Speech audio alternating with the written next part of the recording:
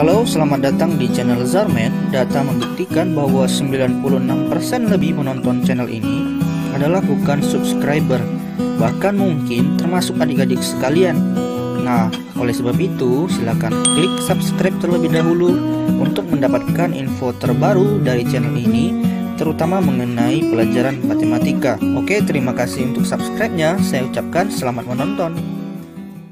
Oke, kita masuk ke bagian keempat, pembahasan UAS kelas 9 semester 1. Dimulai dari nomor 6. Misalkan Doni berdiri di koordinat minus 8, minus 6. Kemudian Arga berdiri di koordinat 5, minus 1. Jika Arga ingin menghampiri Doni, maka translasi yang dilakukan oleh Arga dalam bentuk pasangan bilangan adalah jika Arga ingin menghampiri Doni. Nah, ketika si Arga ingin menghampiri si Doni, maka dia akan melalui X, Y. Nah, inilah yang dicari untuk soal kali ini. Nah, untuk mencarinya bagaimana? Untuk mencarinya mudah aja ya. Karena Arga menghampiri Doni, kita letak Arga di atas, jadinya 5 di koma min 1. Ini harus melalui X di koma Y, maka akan sampai ke Doni pada titik min 8, min 6. Nah, kalau kita bahasakan dalam matematika, maka si Arga ini dijumlahkan dengan X, Y, maka akan menghasilkan min 8, min 6. Atau dalam bentuk mendatar, ini kita ibaratkan Arga ditambah dengan Z misalnya. Z ini adalah X, Y, maka akan menghasilkan Doni. Nah, untuk mencari Z atau X, Y ini berarti Z sama dengan Doni dikurang dengan Arga. Oke, kita langsung aplikasikan aja ya. Untuk mencari X, Y nya itu Doni dikurang Arga. Min 8 di koma min 6 dikurang dengan 5, min 1. Nah, min 8 kurang 5 itu min 13, kemudian min 6 kurang 1, minus ketemu minus jadi positif, berarti min 6 ditambah dengan 1 hasilnya adalah min 5. Kemudian kita lanjut ke nomor 17. Nomor 17 ini ditandai dengan soal HOTS ya. Luas bangun bayangan hasil dilatasi dengan faktor skala 3 dari segitiga ABC dengan A.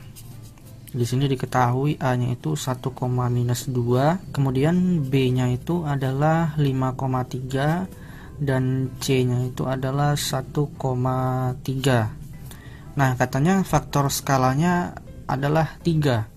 Sedangkan yang ditanya ini adalah luas bangun bayangan setelah dilakukan dilatasi. Dilatasinya itu faktor skalanya 3 atau maknanya dikali dengan 3. Nah, maka setelah dikali dengan 3 titik ini berubah jadi A aksen ya.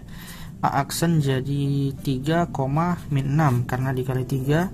Kemudian untuk B aksen itu jadinya 15,9. Dan untuk yang C aksen itu jadi 3,9. Nah, ini nanti ketiga titik ini ketika digambar ulang maka akan membentuk segitiga siku-siku seperti ini dengan ukuran 12 dan 15. Tentu dengan seperti ini kita tinggal masukkan ke rumus ya. Karena rumus segitiga itu alas dikali tinggi dibagi 2. Alasnya 12, tingginya 15. Kemudian dibagi dengan 2. Ini kita bagi dulu jadinya 6. 6 kali 15 ini hasilnya adalah 90. Jawabannya ada di opsi yang D. Oke, kita lanjut lagi ke nomor 18.